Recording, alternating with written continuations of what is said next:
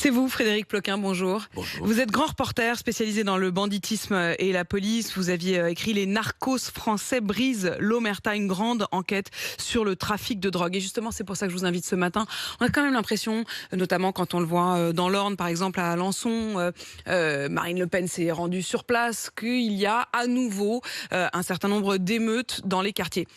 En fait, la question, elle va paraître peut-être un peu provocante, mais est-ce que c'est bon signe? Est-ce que ça veut dire qu'il y a un vrai travail qui est fait sur le trafic de drogue et que donc, bien sûr, on en voit des réactions, des soubresauts, mais que c'est parce qu'il y a un vrai travail de fond?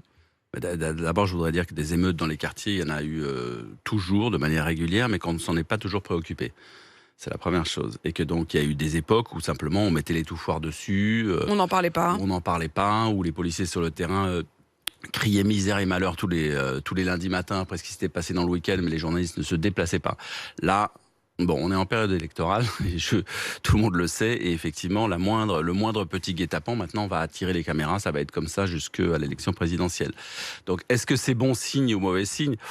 Moi, je trouve que ce soit pas bon, c'est pas forcément bon signe pour un pays. Non, mais c'est jamais bon signe, évidemment, ma question était un peu provocante. Non, mais je vais vous voyez ce que je veux dire? Est-ce que c'est parce qu'on donne un coup de pied dans la fourmilière, quoi? Là, de toute façon, de manière extrêmement évidente, je veux dire, la dynamique qui s'est produite sur Alençon, elle est claire, elle est flagrante, c'est-à-dire qu'en gros, on a 2 arrestations et on a derrière les petits caïds du quartier qui se montrent solidaires avec leurs camarades, ce qui est un grand classique dans le banditisme. Et comme vous le savez, les jeunes caïds des cités qui gèrent le trafic, la distribution de la drogue dans leur quartier, miment et singent les codes du grand banditisme de manière quotidienne, permanente, jusqu'à l'usage des armes, etc., jusqu'à la torture sur les concurrents, jusqu'à l'élimination de ceux qui les dérangent, etc. Donc là-dessus, le fait qu'ils soient solidaires entre eux, je veux dire, moi qui étudie le grand banditisme depuis 40 ans, ça je peux vous dire que c'est quelque pas. chose d'assez... Il y a 40 ans, déjà, les grands voyous allaient chercher ceux qui étaient arrêtés. Donc là, c'est une espèce de réponse complètement, quasiment, on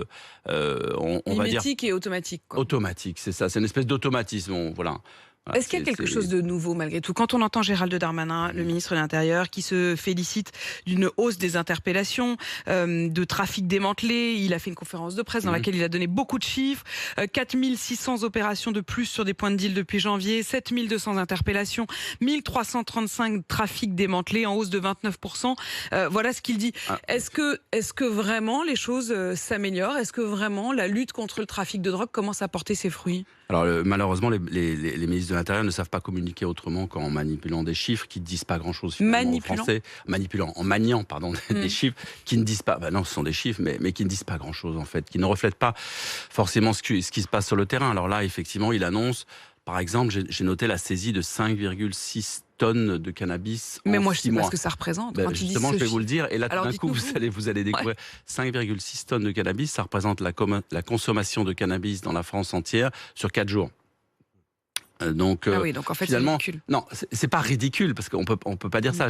Mais c'est vrai que nous, alors là pour le coup, je le dis, personne mais c'est pas énorme. Quand on nous dit 5,6 tonnes, on a l'impression que c'est colossal. En fait, ça n'a pas tellement de sens et ça n'ébranle pas vraiment le trafic. Donc, la réalité du terrain n'est pas reflétée malheureusement dans ces conférences de presse qui sont un espèce d'exercice obligatoire des ministres de l'Intérieur. La réalité sur le terrain, c'est qu'on a des policiers qui se battent tous les jours de manière assez qui ne lâche pas en fait, qui au quotidien retourne dans ces quartiers, parce que la drogue, contrairement à ce qui se passait il y a 20 ans, la drogue aujourd'hui, ou 30 ans, la drogue aujourd'hui, elle est dans tous les secteurs urbains. Elle n'est pas seulement dans les centres-villes de Marseille, Lille, Nantes, Paris, désormais, par exemple. Non, elle est dans toutes les villes moyennes. Et y compris dans des villes moyennes où finalement la police n'est pas dimensionnée de la même manière, c'est ça le problème, qu'à Paris, Marseille, où il y a eu des renforts absolument colossaux.